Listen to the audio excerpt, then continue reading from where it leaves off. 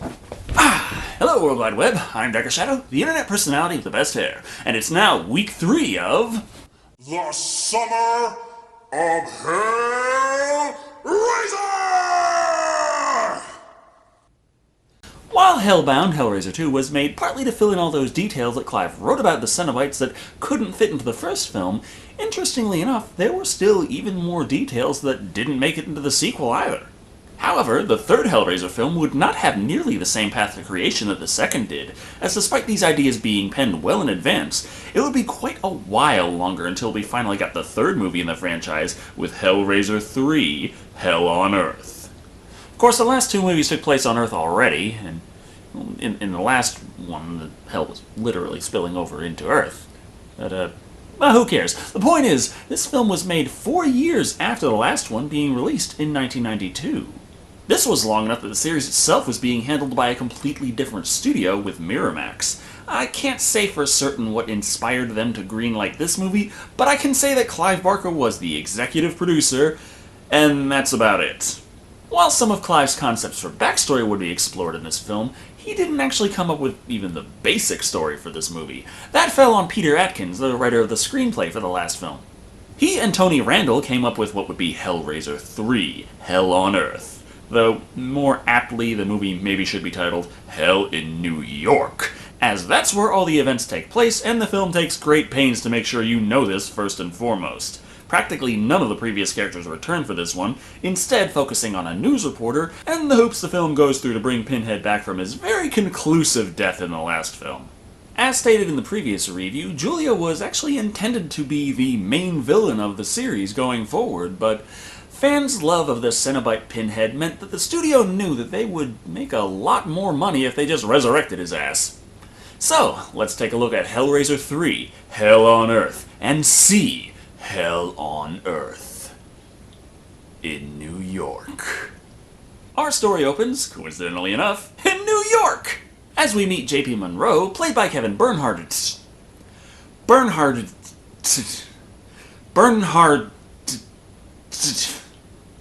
Played by Kevin.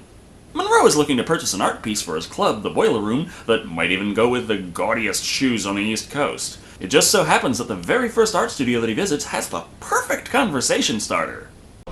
How much you want for it?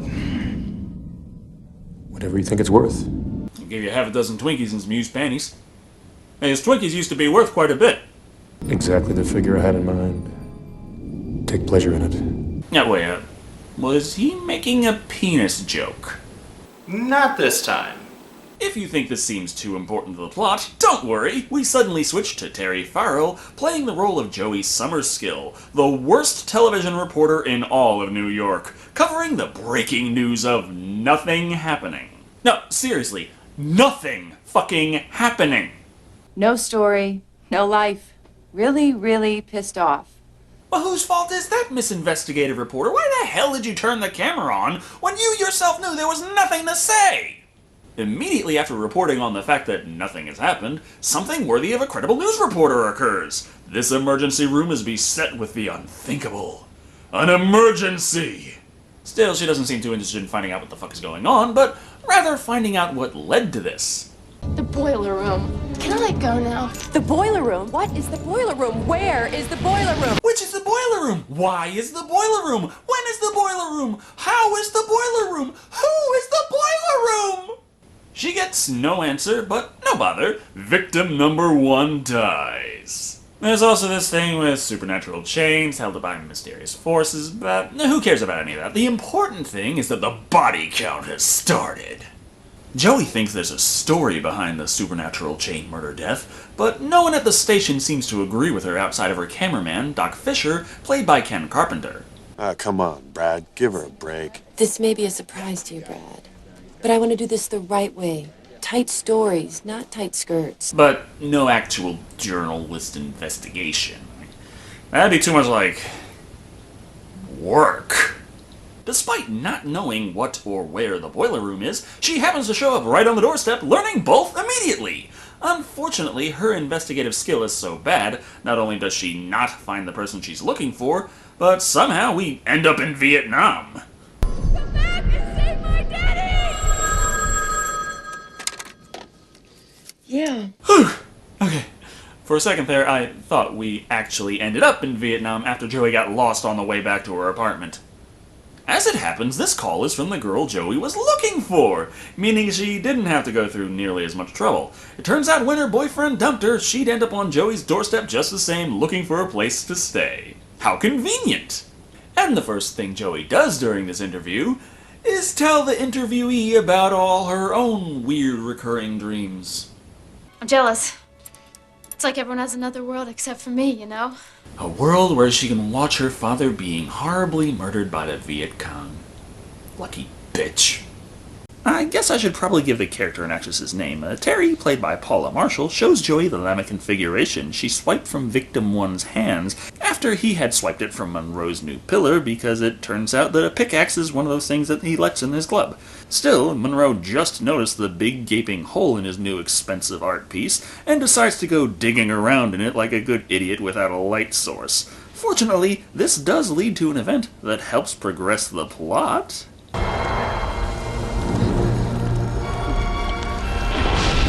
Fun fact! This pillar is supposedly the same one we saw at the end of Hellraiser II.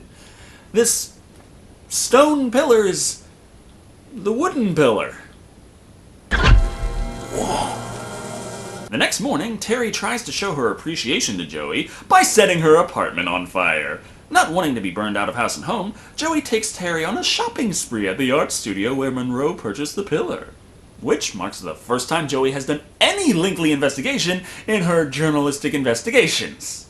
Wouldn't you know it, though, the art studio has been closed for a month, meaning whoever Monroe bought the pillar from was not the owner. Terry and Joey decide to break in and look around anyway. Turns out most of their super rare art comes from yard sales and shit. And closed down lunatic asylums. Property of the Chenard Institute? Terry is better at investigation than the certified investigator journalist is. Honestly, that does make sense after what we've seen of her. Back at the boiler room... Whoa. When the hell did I start reviewing one of Creepy's Midnight Wank Theaters? Hey, don't go try blaming this movie on me. For some reason, watching Pinhead spy on their sexy time reminds me an awful lot of the Xbox One Kinect. Always watching. Now done with her, Monroe shows his sensitive, caring side by telling the blonde to GTFO. Unfortunately for her, the Xbox Pinhead doesn't allow used games and is equipped with some really harsh DRM policies. Another fun fact, this part where the woman is not wearing any skin was portrayed by Paula Marshall, not Amy Leigh. Evidently, appearing nude was fine for the actress, but not having any skin... it's going a touch too far. Seriously freaked out now, Monroe tries to argue with the Pinhead pillar over the ethics of using people for self-gratification. Something Monroe doesn't have nearly enough moral high ground to accomplish. When Pinhead Pillar promises Monroe all that he could ever desire, Monroe relents and begins the film's plot to bring Pinhead more sexy women to skin alive. Since he owns the club, Monroe could just walk out there and pick up any hot woman in mere seconds. Of course, he's not nearly this smart, so instead he calls up his ex-girlfriend who will fight him every step of the way. God, JP, you're really horrible, you know? I am a bad guy. Well, the first step to recovery is admittance, so good on you there. Now, quick, tell her about that woman you just got killed. Joey, meanwhile, is back in Vietnam dreamland, watching her father die in front of her like it's a TV Land rerun. Things get much weirder when she is teleported while still dreaming to World War I. Joey is actually being contacted by the spirit of Captain Elliot Spencer, the man who became Pinhead, who takes her on an Alice in Wonderland-style trip to the past so he can provide her with some much-needed exposition at this point. What the hell is going on? Hell is exactly what is going on, Joey. And we have to stop it. You're in New York, aren't you? Quick! Call the Ghostbusters! Spencer explains that the doorway to send Pinhead back to hell is the box in her apartment. While Joey is on her magic carpet ride, we learn that Monroe's muscular physique is nothing but implants, as he strangely lacks the fortitude to drag this much smaller woman over to the pillar so she can die. Still, Monroe got off lucky. In Fallout 3, that kind of shot would have decapitated him. Xbox Pinhead offers Terry the ability to dream, which, as we've established, she's somehow unable to do. After some deliberation, she decides that ending the world is worth having a few theta waves, and pushes her ex very slowly into the pillar.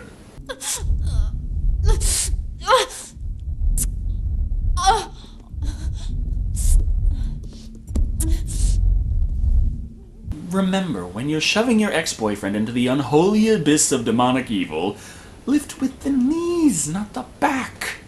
And with this final sacrifice, Pinhead escapes, wasting no time transforming the boiler room into his own personal S&M club.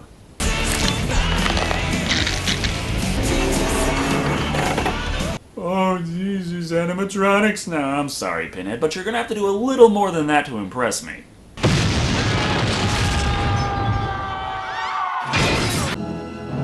Shall we begin? That works. Okay, so we've had victims 1, 2, and 3 so far. How many more are we gonna attack off in this scene?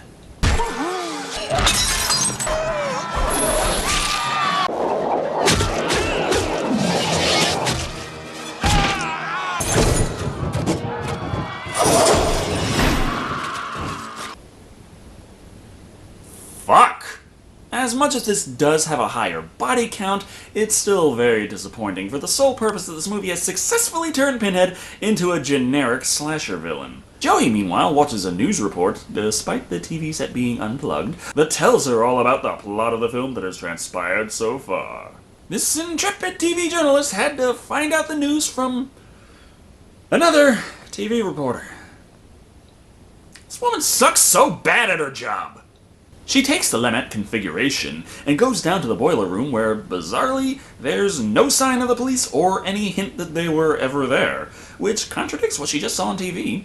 Joey confronts Pinhead, at which point the film's dialogue begins to sound like a porno. Oh, spirited. Oh, good. And I'll enjoy making you enjoy it. Creepy, what the hell did you... I keep telling you it's not me! Don't worry though, she has the Lemmet configuration, which can be used to banish Pinhead. Okay, now just use the...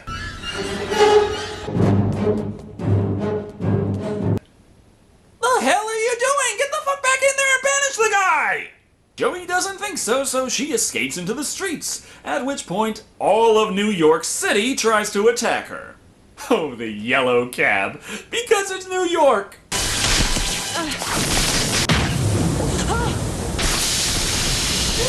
And a rupturing fire hydrant wouldn't expect any less from New York. The killer manhole cover, patented in New York. And the streets are exploding because it's Detroit. Wait. While trying to literally escape from New York, Joey catches herself on TV, at which point it is revealed that her cameraman has become a Borg. Have you seen what he did to me, you little bitch? I mean, a Cenobite, just a really uninspired one. Speaking of uninspired, the next new Cenobite on the list is the DJ Cenobite. Killed by Boys to Men's End of the Road. Tragic. And yet strangely fitting. And then there's the Barbie Cenobite. Do I really have to keep calling them Cenobites? Honestly, they feel more like a cheap knockoff toy line. At this point, the police finally show up to try to stem the rampage. Fortunately, not shooting the crazy woman screaming in their face. The action figures use this opportunity for action.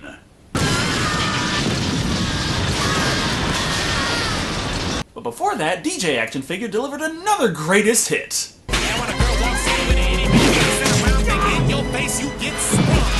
While she continues to run away from the being she is supposed to be banishing, because padding is fun, she winds up in a gigantic, yet sparsely populated church. I have to get him back to my apartment.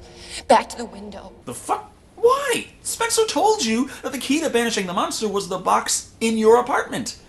Not the box and your apartment. Unsurprisingly, the clergy is not very helpful. Demons aren't real. They're parables, metaphors. An agnostic priest? Or At least by today's standards, he seems that way. In 2014, if you don't believe in a literal genesis, you're no longer allowed to join the club, it seems. Of course, Pinhead shows up to posture for a bit and make fun of the church. Thou shalt not bow down before any graven image. Yeah, but people don't really care about that commandment. Kind of like they don't care about those passages that forbid eating shrimp or wearing clothes made of mixed fabrics. It looks like the screenwriter really felt like he had something to say, or maybe just thought this would make for good horror, as Pinhead does his best Jesus impersonation before getting a hold of the priest once more and going a bit over the top with the roleplay. This is my body. This is my blood. Happy are they who come to my supper. We get it. Cannibalistic rituals are icky. Now is this scene actually going somewhere?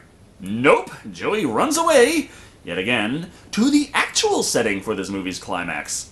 A construction site. That's right, after all that posturing and trying to sound profound, it turns out that the whole church scene was entirely pointless. And this isn't the extended cut, so it's always been pointless. Who would happen to be waiting for her with no explanation whatsoever but Terry and Morgan, now also part of the new toy line. I can dream now, Joey. Mostly about spreadsheets, but hey, take what you can get. Morgan gets a piston in his head because he likes having sex. Sadly, I think it would have been better had they designed him as this strap-on Cenobite. Now surrounded, after Pinhead and the rest of the toy line show up, lucky for her, it turns out she didn't need her apartment after all. How about that? She just had to punch the puzzle box until it gave up and solved itself for her, banishing these horrible ideas that should have never made it past the conceptual stage, let alone on set, back to the hell that spawned them.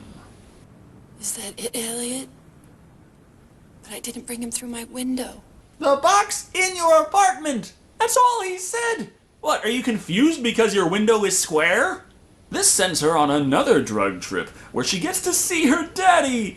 Except, of course, she doesn't, because after Alien, all horror movies need a fourth act. You know that. You bastard! You invaded my mind! You think your nighttime world is closed to me? And I think I'll take this opportunity to mention another disappointment. Pinhead's voice. Yeah, it's the same actor, but in the last two movies, they did a lot of post-processing to make his voice otherworldly and intimidating. This time, they didn't bother. Before he has a chance to tear her apart and make me thankful for at least one event in this movie, they switch mental locations and Elliot Spencer faces the demon down. Yeah, they are the same person. Or they were, but he remembered himself and then died, and then that split them, I think. The point is, Spencer needs to stop himself, but he can't do it by himself, so he had to free himself in order to imprison himself.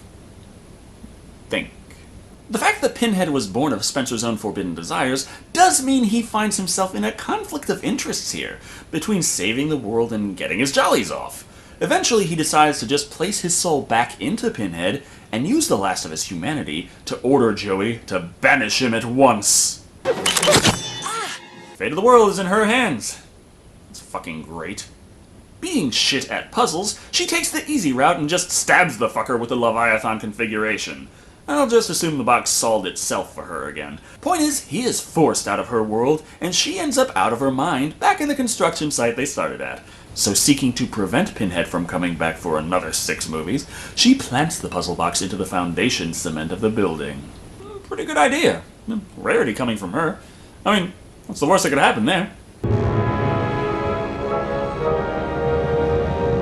Oh. Yeah, that's pretty bad. Almost as bad as the fact that this, the New Yorkiest movie ever to New York, New York, was actually filmed on location in North Carolina. Excuse me. Wow, that was something else. Good, because you want a long series of films to mix things up every once in a while. Bad, because there are reasons why a lot of what was done here wasn't explored earlier. It's not good material to work with. As far as the characters go, I really didn't give a fuck about nearly anybody. Joey was impressively useless, Morgan was the definition of a douchebag, and Terry was a walking plot device with next to no cognitive capabilities and a perplexingly extravagant wardrobe. The most enjoyable character for me was Elliot Spencer, and that's the best strength of this movie. The completion of the backstory for his character was interesting, and felt a lot more fitting with the previous films than the rest of this movie did. Unfortunately, the scene is pretty long-winded and there isn't much information given, but it's still my favorite part of the flick.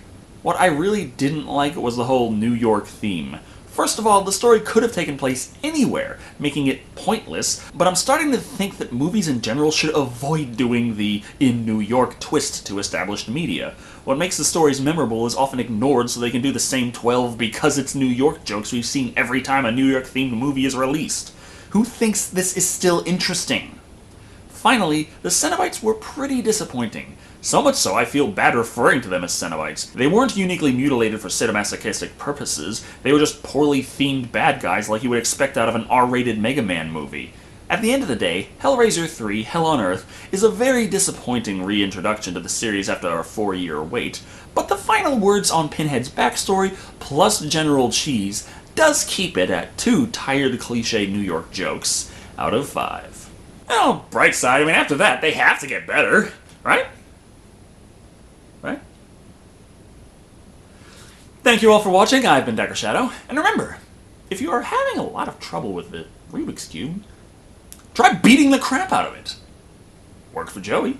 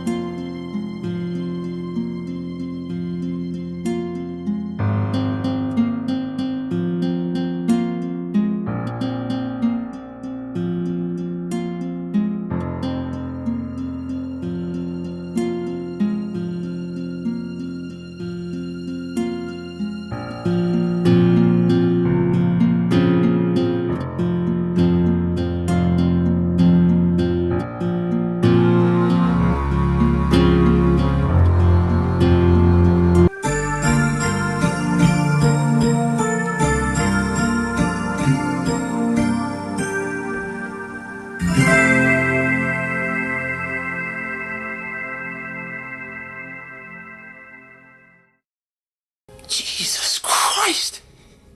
Not quite.